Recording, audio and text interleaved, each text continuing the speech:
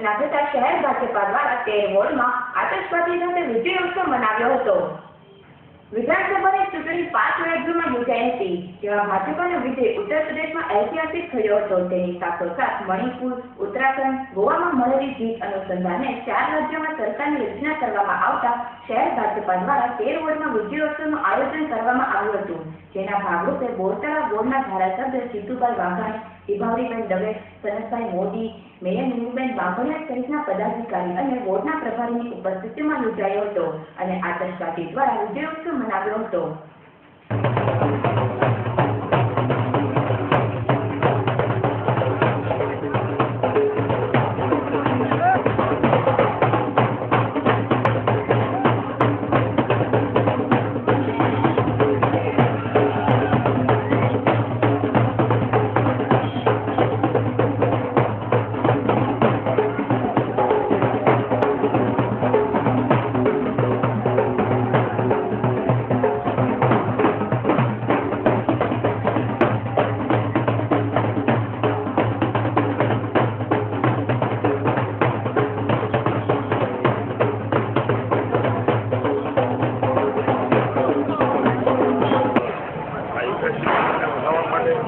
ગુજરાતની જનતામાં જનતા જનાર્દનનો સાથ લઈને શક્તિ કેન્દ્ર મુજબ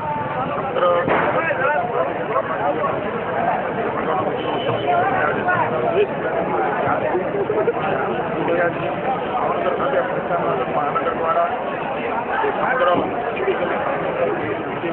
રહ્યો છે। ગોતળાવ ખાતે